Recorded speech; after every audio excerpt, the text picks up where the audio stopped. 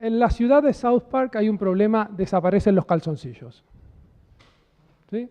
El problema es general, pero en particular se ha cebado con una persona, con Twig. La madre de Twig le reclama los calzoncillos desaparecidos y el pobre Twig le dice que él no los pierde, que en realidad los calzoncillos se los roban unos duendes. Nadie le cree a Twig, hasta que una noche sus compañeros de cole se quedan en su casa por la noche con la excusa de que tienen que hacer un trabajo y Twig los convence de intentar encontrar esos duendes. Después de un par de intentos fallidos, encuentran infraganti a uno de los duendes robándose un calzoncillo y lo siguen. Y lo siguen y lo encuentran así, en una pila de calzoncillos y otros duendes dando vueltas por ahí. ¿Sí? Y se acercan y le preguntan al duende, ¿y esto qué es? ¿Son los calzoncillos? Nosotros somos recolectores de calzoncillos, número 1 en recolectores de calzoncillos. ¿Y por qué juntan calzoncillos? Es porque está en nuestro plan de negocios. Fase 1, recolectar calzoncillos. Fase 2, fase 3, beneficios. ¿Un plan de negocios? Sí, muy fácil, vení, mirá. Fase 1, recolectar calzoncillos. Fase 2, fase 3, beneficios. Perdón, ¿y la fase 2? Pero está muy claro. Fase 1, recolectar calzoncillos. Fase 2, fase 3, beneficios. Lamentablemente es así como se gestionan muchas de las decisiones en las empresas en las que trabajamos actualmente. Y les cuento esta historia porque la historia que voy a usar de trasfondo en el resto de las cosas que voy a contar empieza con fase 1, migrar a Amazon, terminar la aplicación iOS, fase 3, beneficios. El objetivo de esta charla es presentar el uso de tres herramientas que yo considero muy útiles para todos los desarrolladores. Las herramientas son Software Guidebook de Simon Brown, la parte de DDD de diseño estratégico de Eric Evans y Worldly Maps de Simon Wardley. Ya tenía esta charla preparada o pensada para el año pasado y con el objetivo de aumentar las probabilidades de que me aceptara la charla para este año es que puse la historia que está por detrás, con ejemplos de cómo intenté usar estas herramientas en un contexto real. Creo que por razones de tiempo voy a pasar muy rápido por el primero, o casi no voy a hacer el primero, y si vemos que nos da tiempo al final, volveré a la parte histórica, a la parte teórica, perdón, del primero que es Simon Brown, más tarde. Un Brownfield Project. Me encanta la palabra Brownfield. Me parece que los ingleses parlantes no tienen la misma concepción o el mismo contexto de cuando dicen Brownfield Project. I work in a Brownfield Project. Bueno, es un poco de legacy. Yo trabajo en un proyecto marrón. Eso es una correcta identidad de qué cantidad de legacy tengo en mi proyecto. ¿Sí?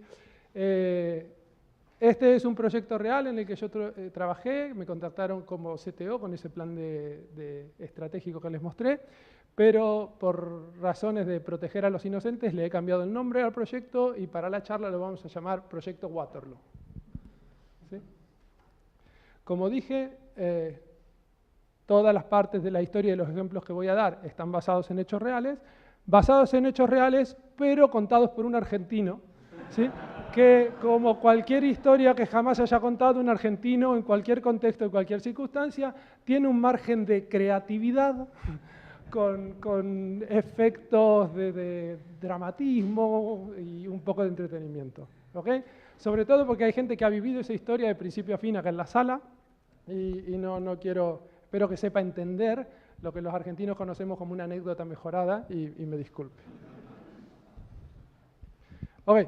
Entonces, para ponerlos en contexto, llego como CTO a una empresa y lo único que sé de la empresa es esto. Tengo que migrar a Amazon, tengo que terminar una aplicación iOS, tengo un equipo, 4 backends, 2 frontends, 2 becarios, un sysadmin y sé que trabajan en PHP.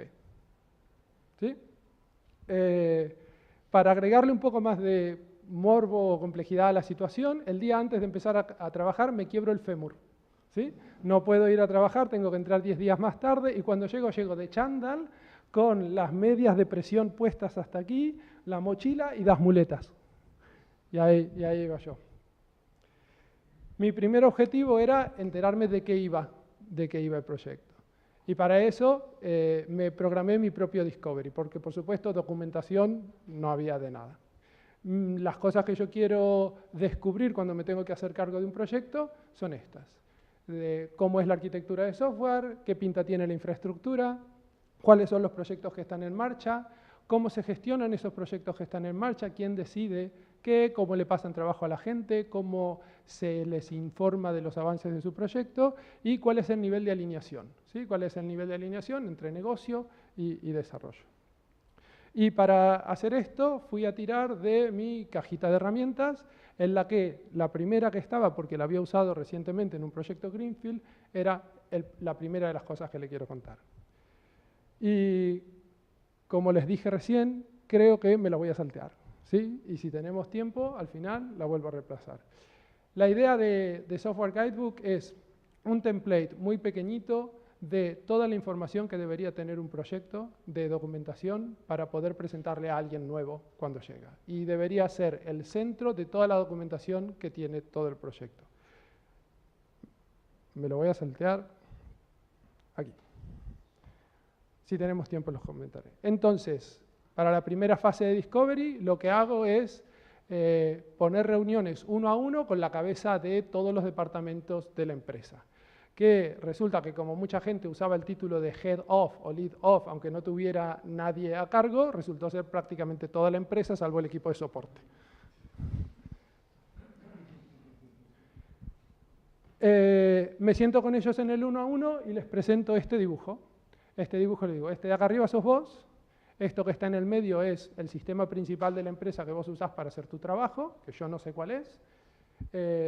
La cajita que está abajo y cajitas que podemos agregar debería representar sistemas que sepa que son externos a la empresa que se necesitan para que tu sistema funcione, y las cajitas que están del lado de arriba deberían ser otros sistemas de dentro de la empresa que sabes que tu sistema principal necesita para poder trabajar, ¿sí?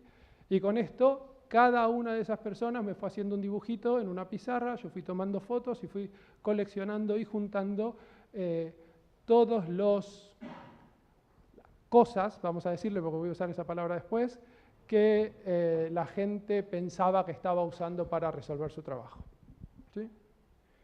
De nuevo, mis objetivos de estos one-on-one eran los que comenté anteriormente. ¿Qué descubrí? Descubrí que hay 19 cosas, y digo cosas porque en ese momento era incapaz de determinar si eran sistemas, eran proyectos, eran módulos, eran componentes o qué era, que una de esas cosas tenía una persona o un rol claramente identificado de quien lo usaba, que no hay portfolio, ¿sí? No había ningún tipo de gestión de proyectos, no hay equipo. La idea es que cada una de las personas de negocio tenía un programador amigo y iba y le pedía que le resolviera el problema en cualquier momento. De hecho, pasaba esto de que estabas haciendo un trabajo programado y alguien te interrumpía y te ponías a hacer lo que él te había pedido, y venía alguien que interrumpía el trabajo que ya te había interrumpido y te ponías a hacer eso también. Era como un last in, first out, una cosa así. Y no había ningún tipo de alineación. La gente no sabía qué tipo de impacto iba a tener el trabajo que estaba haciendo en los objetivos de negocio. Esas 19 cosas las mapeé de esta manera con todas las relaciones. Proyecto Waterloo principal, que además se puede ver la cantidad de relaciones que tiene con todos los demás módulos, el blog, un website, landing, pixel tracking, Waterloo for Business, porque siempre hay que hacer B2B también.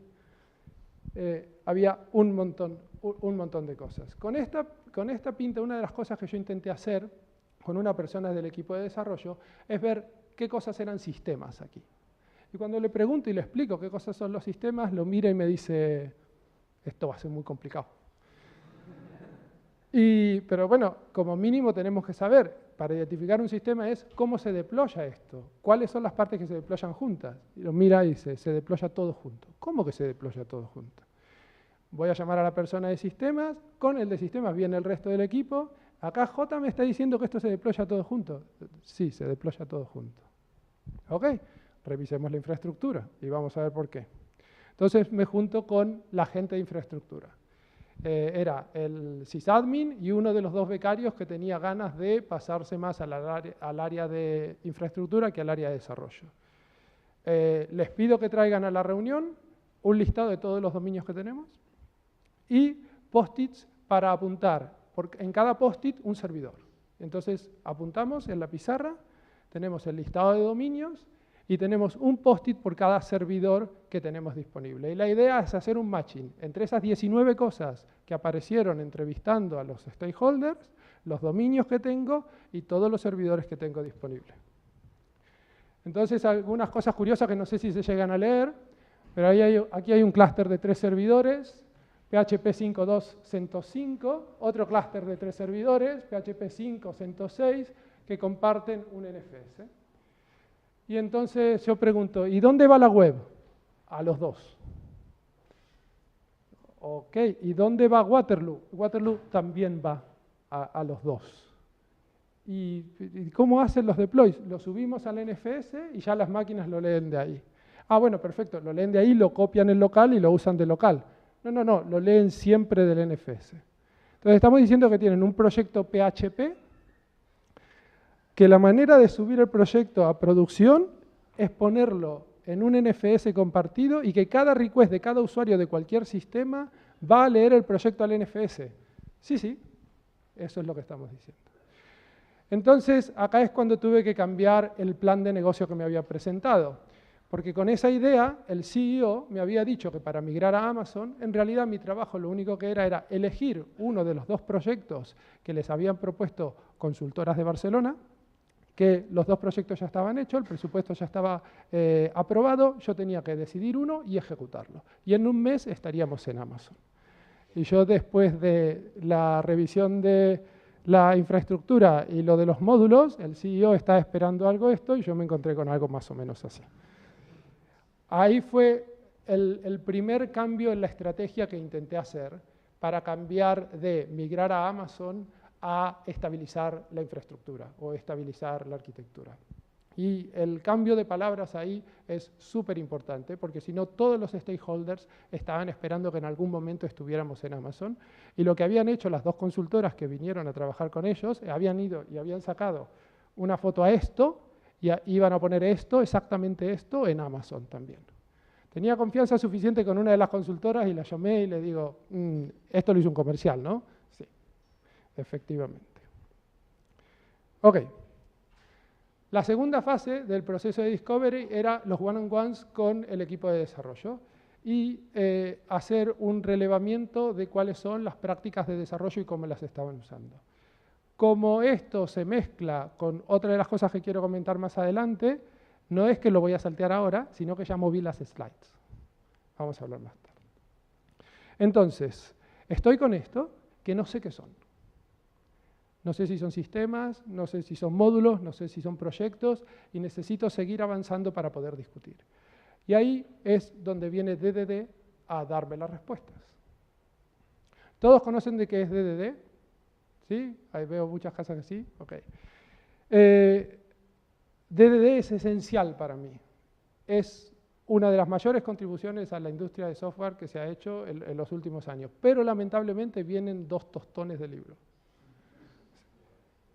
Pero es lo que hay. Entonces, alguien tiene que escribir un libro mejor, más cortito. Bueno. ¿Cuál es la herramienta que me da DDD para seguir trabajando con esas 19 cosas que tengo ahí? Es de la parte de diseño estratégico de DDD, los mapas de contexto. Y los mapas de contexto se dividen en 2 partes. Primero, el análisis del espacio del problema. Para el análisis del espacio del problema, te da esta terminología para usar. Entonces yo me doy cuenta que esas 19 cosas en realidad son subdominios, o son dominios, que los tengo que catalogar. Son dominios del espacio de trabajo del problema de la empresa. Y la categorización que hay que hacer es, uno es el core domain. La empresa se dedica a algo. ¿Cuál es la misión de la empresa? ¿Cuál es el valor diferencial que tiene la empresa? Ese es el core domain de la empresa y debería ser uno reducido. Y luego tengo 2 tipos de subdominios que puedo usar. Un subdominio genérico y un subdominio que se llama de supporting, pero que es un subdominio específico. Son subdominios de actividades que se hacen dentro de la empresa, que son específicas para la empresa y que no se pueden encontrar afuera, o los subdominios genéricos, que son los que se pueden encontrar en cualquier otro contexto. Eso para analizar el espacio del problema, ¿sí? ya simplemente tener eso bien mapeado es un montón de información súper útil para la toma de decisiones. Pero después tenemos el análisis del espacio de la solución. Para eso DDD nos da dos cosas. Primero, los bounded context y después las relaciones o la categorización de las relaciones entre esos bounded context. El bounded context es un límite explícito de aplicabilidad de un modelo. No me gusta usar la palabra del lenguaje ubicuo acá, porque yo expliqué a negocio qué significaba bounded context. Y yo no quiero hablar con negocio y decirle, no, es que tenemos el lenguaje ubicuo. No quiero que sepan la palabra ubicuo, no quiero que sepan que existe el lenguaje ubicuo, quiero que lo usen sin necesidad de saber lo que es.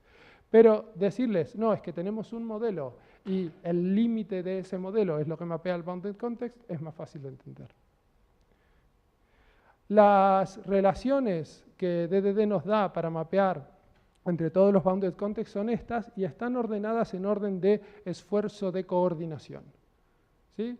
Las que están más arriba necesitan más coordinación entre los bounded context, las que están más abajo necesitan menos coordinación. No voy a entrar en detalles, pero recomiendo que se las sepan y que vean cuál es la aplicabilidad. ¿Por qué no voy a entrar en detalles? Porque la única que me era útil en este contexto a mí es la primera, Big Ball of Moth.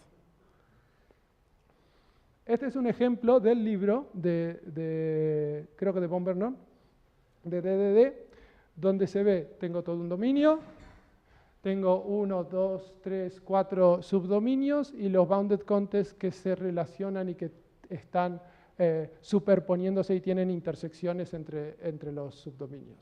Además, está esto, que en lugar de tener flechas para indicar la dirección de las dependencias, se usa la U de upstream y la D de downstream para indicar cómo es el orden de la relación.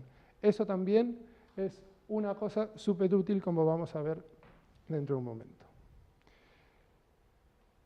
Entonces tengo esto, me acerco al equipo técnico. Al equipo de management, al equipo de dirección. Cuando nos acercamos al equipo de dirección ya lo traíamos ordenado. Y lo habíamos ordenado de esta manera. Y la CPO sabía hacer este dibujo de memoria conmigo en una pizarra y lo usábamos un montón para discutir con negocio cuáles iban a ser las estrategias para atacar cada uno de estos subdominios. Y con esto empezamos a discutir.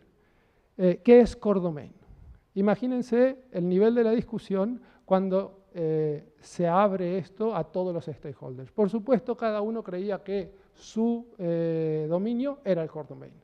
Y esto es muy importante, esto se necesita, sin esto no podemos vivir, si no tenemos el blog, el usuario no llega, no tenemos tráfico orgánico, absolutamente todo querían que sea Core Domain. Así que la discusión costó un montón, pero nos quedamos con esto. Esto es Core Domain. Y además, el Core Domain incluye a 3 de los 4 módulos que facturan. ¿Sí?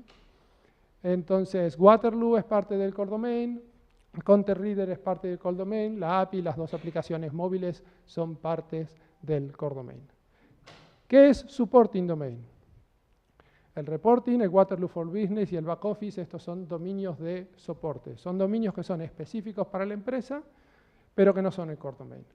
Todo lo otro son generic subdomains. Que no, que sí, que no. Todo lo otro son generic subdomains. Bueno, vamos muy bien. Y de todo esto, ¿qué tenemos externalizado? Y tenemos externalizado el desarrollo de las aplicaciones móviles y el email and promotions. Todo lo otro se hace dentro de la empresa. Todo lo otro se hace dentro del equipo de desarrollo. O sea que los desarrolladores tienen que saber de todos esos dominios para poder desarrollar y estar preparados para actuar en cualquiera de todos esos dominios. Esto lo dice la propia bibliografía de DDD. Cuando no es claro o fácil marcar un límite para un bounded context, es hacer un círculo alrededor de todo y decir, esto es un big ball of mud. Pero yo no me quería quedar ahí, quería intentar extraer de ese tipo de diagramas un poquito más de utilidad para comunicar el estado de los proyectos a negocio. Y entonces seguimos probando cosas. Entonces, sobre este diagrama, con el equipo de desarrollo, es bueno, pero ahora quiero entender, ¿cuántos proyectos hay acá? ¿Cómo están organizados los proyectos? Cada uno de estos subdominios tiene un proyecto, hay dominios que tengan más de un proyecto, ¿cómo está organizado? Pues lo tenemos montado así. Esto en realidad eran 4 proyectos por separado, que como estaban hechos con el mismo framework, alguien no tuvo la mejor idea que unirlos o intentar unirlos y abstraer lo que era común en otro subproyecto que está acá, que es el common. Y ese proyecto de migrar esto al common se quedó a medias, o sea que a veces querías trabajar acá, tenías código repetido de acá o a veces tiraba de common, según cómo se haya quedado el proyecto. Este dominio tenía 2 proyectos. Esto que estaba en un repositorio y esto que estaba en otro repositorio, pero que además había que subir junto. Entonces nos quedaba así, ok, ¿qué cosas están realmente en proyectos separados? Esto es un proyecto separado, esto es un proyecto separado, esto es un proyecto separado. De este módulo, solo esto es un proyecto separado. Estos son 2, pero que necesitan ir juntos. Este otro del blog, las webs y las landings está también. Y si llegan a ver acá, esto estaba dentro de este proyecto, pero se necesita deployar con este. En serio, y todo lo otro está dentro del proyecto Waterloo, que tenía esta estructura que les acabo de comentar. Ok, esos son los proyectos. ¿Y qué se puede deployar? Se puede deployar de esta manera. ¿Sí? Obviamente las aplicaciones móviles, el email en la promotions, el MOOC por un lado, y en realidad encontramos que sí, el website, el blog y las landings se podían deployar por un lado, todo lo otro tiene que ir junto. El diagrama a mí me sirvió muchísimo para tener este nivel de discusiones, tanto con gente de desarrollo como con gente de negocio. Y poco a poco fui encontrándole aún más utilidades. Y hay una que fue a partir de un problema que me jode bastante y que les voy a contar la historia. Fui preso de la ley de Conway. La ley de Conway es esa que dice que la organización está limitada a reproducir sus estructuras de comunicaciones. Y entonces, un día estábamos trabajando en el proyecto de separación de esto, estábamos intentando externalizar el pago, si viene el equipo y me dice, tenemos un problema, tenemos acá una matriz de precios que no sabemos dónde poner. Y ya sabemos que esta matriz de precios cambia muchísimo. Y cada vez que cambia, nos vienen a pedir a nosotros y nos interrumpen que nosotros cambiemos la matriz de precios. Y se nos ha ocurrido que, como la persona responsable de Email List and Promotions se sienta al lado del de Payments y son un poco amigotes, ¿qué tal si ponemos la matriz de precios en Email List and Promotions? Y yo en el momento dije, ¿y no nos van a interrumpir? Ok. Y cometí un error muy grande. Cometí un error muy grande que creo que todavía están sufriendo, después voy a preguntar. Y se puede ver. A nivel de las relaciones del sistema, se genera una dependencia y se genera un ciclo. Después, a nivel de infraestructura, ese era un módulo que estaba externalizado.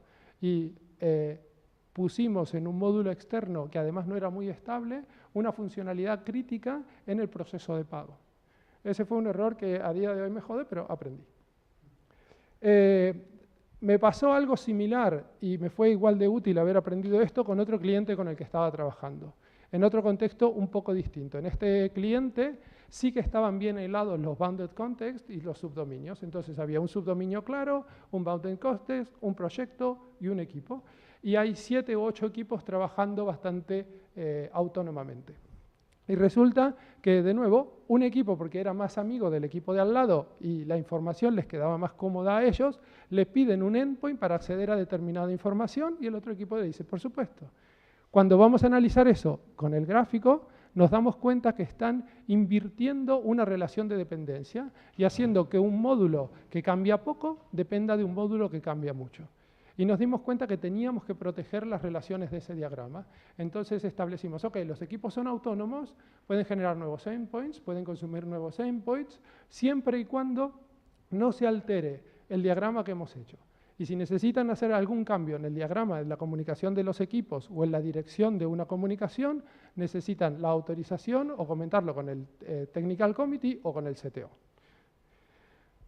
Lo que me di cuenta ahí es que los mismos principios que tenemos que considerar para gestionar las dependencias de nuestro código aplican a la gestión de las dependencias entre bounded context. ¿sí? Aquellas cosas que cambian por las mismas razones deberían estar juntas. No deberíamos tener ciclos en nuestro grafo y deberíamos depender en la dirección de la estabilidad, de tal manera que un módulo que cambia poco nunca dependa de un módulo que cambia mucho. Estas herramientas son súper útiles para mí para tomar estas decisiones y creo que es además de la parte más útil de DDD a la que no se le da tanta importancia a los libros. En el libro de Evans aparece después del capítulo 6 y en el libro de Von Vernon es capítulo 2 y 3 de 14 capítulos. Yo recomiendo que les prestéis un poquito más de atención a esto. ¿Cómo vamos de tiempo? Media hora, a la mitad. Acá me dice 54 y 92. Ok. Worldly Maps. Ahora tengo mi listado de subdominios, tengo un montón de información que he podido mapear sobre ellos, pero necesito tener una herramienta que me permita más fácil demostrar qué es lo que quiero hacer. Porque lo que me pasaba era que teníamos que usar dos gráficos. Así estamos ahora, así queremos estar. Así estamos ahora, así queremos estar. Y estaba buscando una herramienta que me permitiera hacer eso de manera más fácil. Entonces encontré los Worldly Maps. Worldly Maps es una propuesta de... ¿Se llama Simon también? Creo que se llama Simon Worldly. Debería estar escrito ahí, no lo veo. Que plantea de una manera muy gráfica la progresión o la evolución de una práctica o de un módulo o de un subdominio o de una tecnología. Ahora vamos a ver cómo se usa.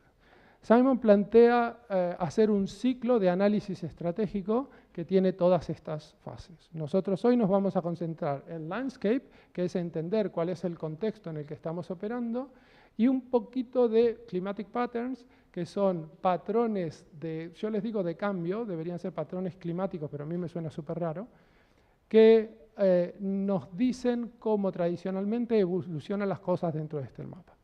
Vamos a ver de qué se trata. Primero que nada, lo que propone es generar una cadena de valor. Arriba de todo está el usuario, luego están sus necesidades, y a partir de cada una de las necesidades cuelga qué necesitamos para poder cubrir esas necesidades del usuario. En este caso, el usuario quiere hacer manipulación de imágenes online, guardar imágenes online o imprimirla, y para eso se necesita un website, un CRM, una plataforma, una CPU, un data center y electricidad. ¿Sí? Está ordenado en función de la visibilidad que el usuario tiene de cada una de esas cosas. El usuario que ni se entera y ni siquiera le preocupa si la electricidad tiene algo que ver en resolver su necesidad o no. Con esa idea, fuimos a nuestros subdominios y los ordenamos. Al hacer este ejercicio encontramos que la necesidad del usuario que nosotros estábamos cubriendo, en realidad estaba cubierta por otro subdominio, que era el contenido. El usuario viene a nosotros por el contenido.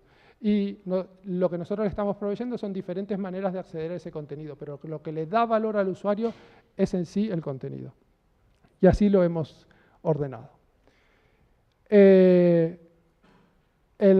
Worldly Map tiene otro eje, que es el eje de la evolución de las cosas. El eje de la evolución de las cosas se parece mucho al diagrama este de adopción de una tecnología. ¿Lo conocen? ¿Sí? Claro que sí. Vamos a ver cómo sería la cadena de valor con el eje del movimiento. En la primera columna aparecen las cosas en modo génesis, cosas nuevas, ideas que estamos probando. Es en el lugar donde aparecen la innovación y las cosas que estamos intentando desarrollar. Aquí ya esto es desarrollo, estamos construyendo cosas nosotros adentro, pero está personalizado. En esta columna son aquellas cosas que se encuentran ya en estado de productizar o de alquiler. Yo ya puedo encontrar en el mercado cosas que me resuelvan estos problemas. Y en esta de aquí está el commodity, aquellas cosas en las que ya no dudo si voy a tener disponibilidad o no voy a tener disponibilidad. Por ejemplo, aquellos que sean lo suficientemente veteranos como para haber vivido la época en la que había servidores en las oficinas y había salas frías y se servían las cosas desde la oficina, estaría acá. Yo tengo un servidor, tengo una necesidad, la cubro con un servidor, pero el servidor es muy ad hoc, lo tengo en la oficina. Acá ya es el momento en los que los servidores pasan a empresas especiales dedicadas a eso, en las que uno les puede llevar su servidor y tenerlo ahí o directamente alquilarles uno de sus servidores para poder usar. Y aquí estaría Amazon, en donde yo ya no me planteo si voy a tener disponibilidad o no voy a tener disponibilidad de un servidor. Yo ya cuento que lo que sea que monte lo voy a poder desplegar en Amazon. Ya es una cosa que ni siquiera tengo que pensar porque es commodity. Sobre estos mapas, Simon Whalley plantea que hay estos patrones de comportamiento de todas las cosas que se mapean. Vamos a ver los que son relevantes para los que quiero contar luego. Uno de esos patrones de comportamiento es que todo se mueve de izquierda a derecha. No importa si es una tecnología, no importa si es una práctica, no importa qué es lo que vayamos a poner en el mapa, todo se mueve de izquierda a derecha. Y mientras se mueve de izquierda a derecha, las características propias de eso cambian. Cuando estamos en la etapa de ideación, en la etapa del génesis de ideas, todo es caótico, es cambiante, es incierto, es diferente. Cuando estamos en la etapa de commodity, es más ordenado, es conocido, ¿sí? Es estable. Las características de las cosas a medida que se van moviendo cambian. El libro de Whalley Maps tiene una lista muy larga de características y cómo van cambiando a medida que pasan por cada una de las fases, y la que me interesa en particular a mí de aquí es la última, que es la de las prácticas, ¿sí? Aquí entraría el tema de prácticas de desarrollo también. En la primera columna las prácticas son novedosas, estamos descubriendo que podemos hacer algo de una manera distinta. En la segunda columna nos lo montamos nosotros para solucionarnos el problema. En la tercera columna ya es una buena práctica, es algo que la gente sabe que soluciona una gran cantidad de problemas, pero deja un espacio, un margen de incertidumbre para que si tu contexto es distinto, puedas aplicar alguna otra cosa. Y en la última columna ya es buena práctica, best practice, perdón. Si no estás haciendo eso, es que estás gastando el tiempo o estás perdiendo contra la competencia porque ya se sabe que eso es lo mejor que se puede hacer en esas circunstancias. Esto va a ser muy relevante cuando veamos prácticas de software. Más patrones. Este patrón dice que no hay una solución única para todas las cosas, que el agilismo, que busca reducir el costo del cambio, es muy bueno en las primeras fases, que Lean, que busca aprender y reducir el waste, es muy bueno en las fases intermedias, y que Six Sigma es muy bueno en las últimas fases para aplicar. El último antes de poder aplicarlo. Esto es mucha teoría antes de la práctica, me parece que después la práctica, vamos a ver. El último dice, y este es muy interesante, que el éxito pasado genera inercia, y esa inercia genera resistencia. La mejor manera de identificar esto es cuando te dicen, pero esto siempre lo hicimos así y hasta ahora nos ha ido bien. ¿Sí? Si ven alguna presentación de Simon Whalley, él usa los ejemplos de Kodak, el ejemplo de Blockbuster, ya se han movido en el pasado, han tenido éxito y ese éxito les genera una inercia que les impide seguir cambiando o seguir mejorando o moverse a la siguiente fase. Y esa inercia tiene a veces un lado positivo o un lado negativo. Entonces, este es un diagrama de verdad de Simon Whalley, que es el que usa para hacer los ejemplos en su libro, del 2005, en un momento en el que ellos estaban analizando qué iban a hacer con su empresa. Y entonces vieron en el diagrama que tanto la plataforma como el compute power se iban a mover hacia el lado del commodity. Esto es, tenemos servidores en una empresa de hosting y Amazon y Google están dando vueltas por ahí con el tema de cloud computing. Y esto va a ser el futuro. Saben que va a haber inercia, pero también saben que aquellos que logren moverse, aquellos que dejen de tener que invertir en plataforma y compute aquí, aquellos que logren moverse aquí, esto les va a habilitar nuevos recursos para poder dedicarse a nuevas ideas y a intentar encontrar nuevas maneras de ofrecerle valor al usuario. Perdón. Sí, pero esto es cómo esta empresa en particular está usando esta tecnología. Aquella empresa que logre mover el uso que ellos hacen de esa tecnología a... Exacto. ¿Sí? Y entonces, este era el mapa de la situación y con este mapa, a ver si puedo hacer esto. Hey. Ahora hay una decisión de negocio que tomar. ¿Dónde vamos a invertir? ¿Qué vamos a hacer? ¿Vamos a intentar generar más funcionalidades para el usuario, a intentar resolverle más problemas de cosas que ya sabemos aquí? ¿O vamos a intentar invertir en lograr este cambio para habilitarnos innovación en el futuro? Tengo un ejercicio para ver si expliqué bien lo anterior. El ejercicio es, tengo un proyecto. En el proyecto tengo un equipo interno, tengo presupuesto para contratar una consultora, no una consultora guay, una cárnica, y tengo dinero suficiente para buscar en el mercado otras soluciones que me puedan resolver el problema. Y este es el diagrama de la arquitectura de los proyectos que tengo que hacer. Tengo 5 proyectos y ese es el setup. ¿Alguien se anima a tomar una decisión en base a este diagrama? ¿No? Yo. Mismo ejercicio, pero con esta información. ¿Sí? Tengo un equipo interno, tengo dinero suficiente para contratar una cárnica y tengo dinero para salir a buscar soluciones en el mercado que me resuelvan mis necesidades. En este diagrama, subcontratar a una cárnica B y hacer que el equipo interno se ponga a trabajar en A es pegarse un tiro en el pie. ¿Sí? Esa es la idea de hacer este tipo de mapas para poder tomar ese tipo de decisiones. Ok, vamos a la parte práctica.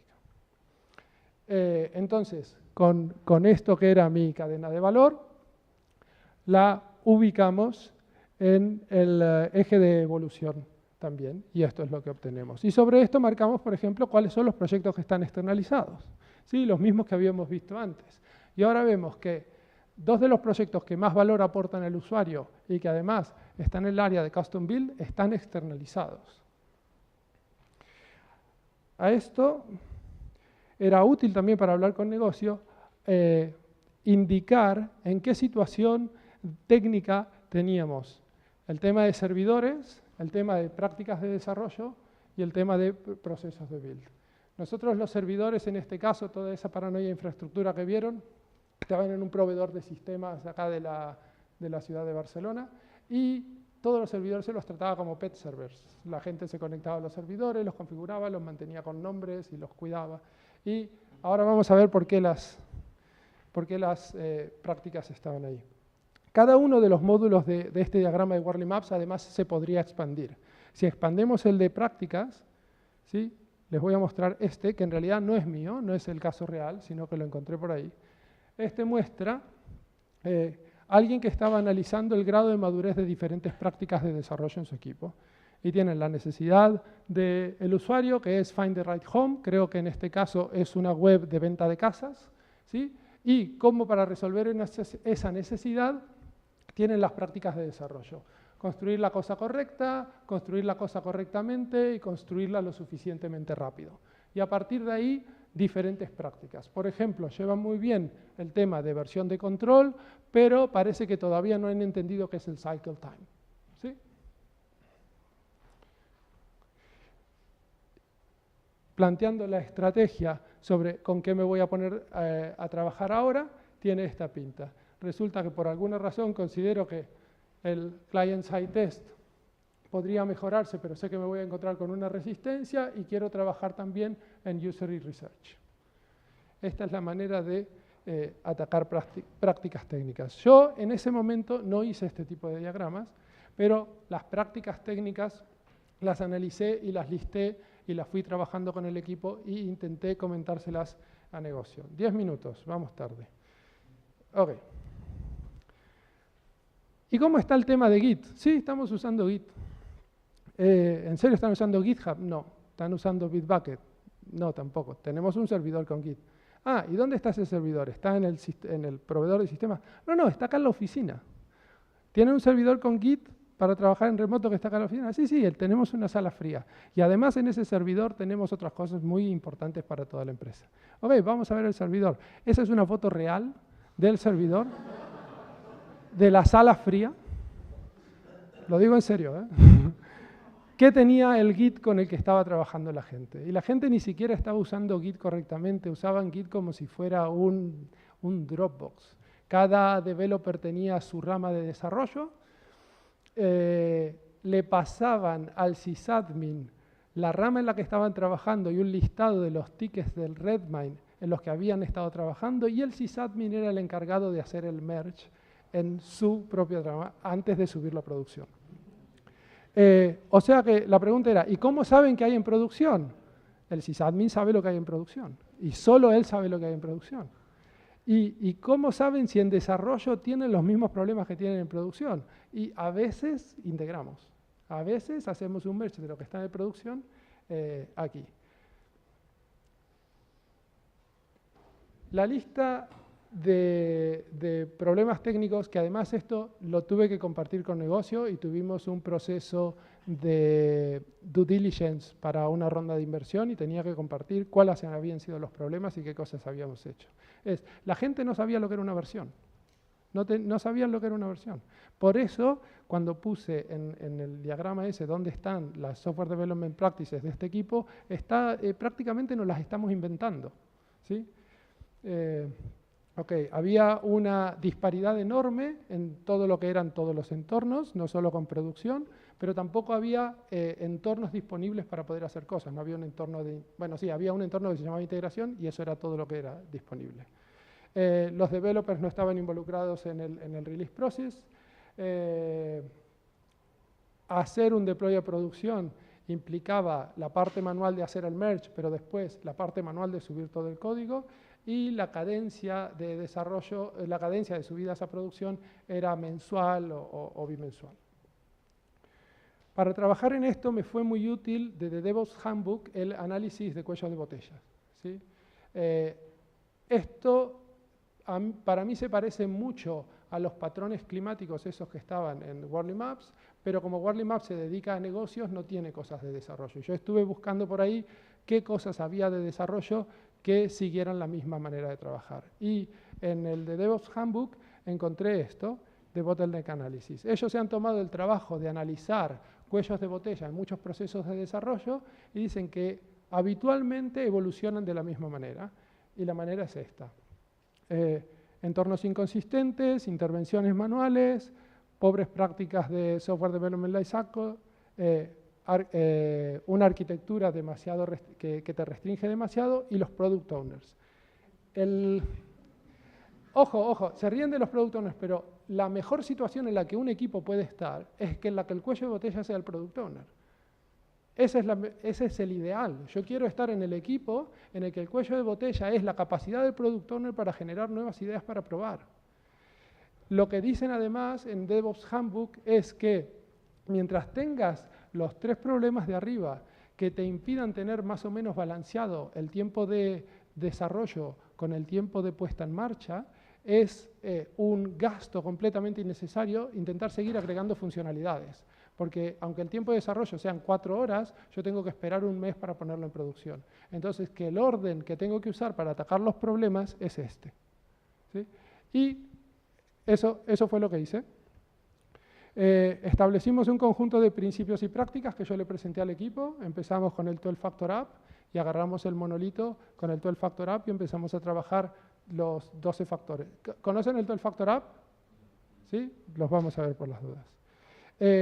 Los developers empezaron a participar de las puestas en marcha de producción, pusimos Continuous Integration, pusimos monitorización e intentamos pasar a Infrastructure as Code usando Ansible la mayoría de las cosas que podíamos.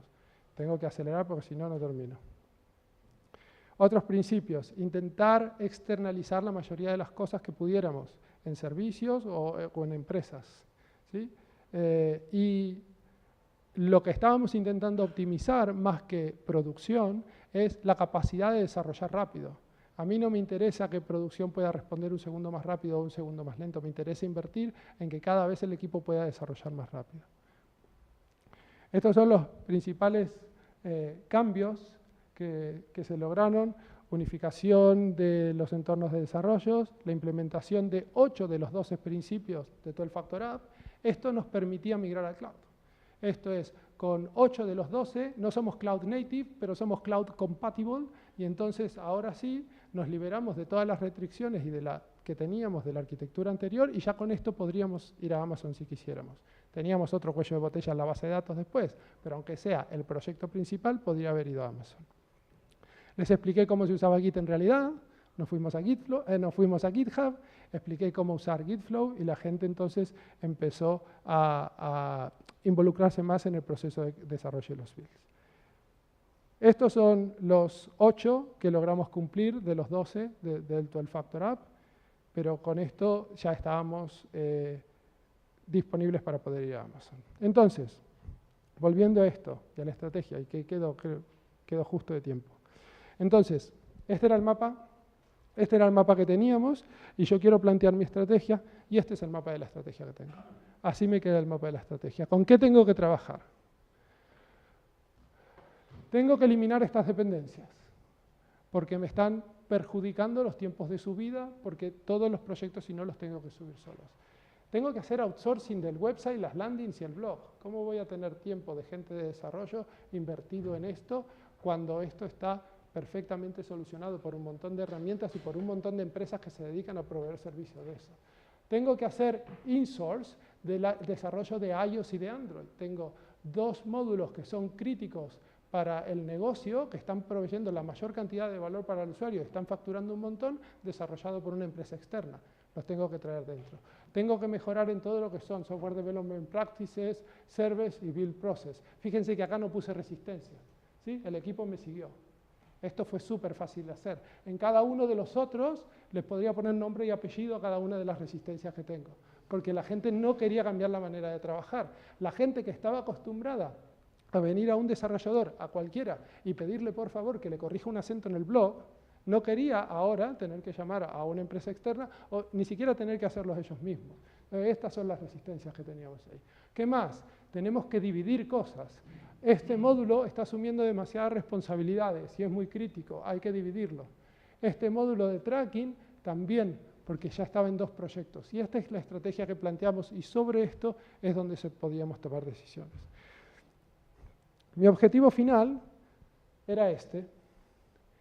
Ahora, la verdad es que no sé cómo ha quedado. Sé que esto lo logramos antes de que yo marchara de esta empresa. Sé que esto lo logramos antes de que yo marchara de esta empresa, pero dudo que hayan ejecutado la división de este módulo como está acá. O dudo que hayan puesto Messenger y lo hayan externalizado. Pero la verdad no sé cómo está.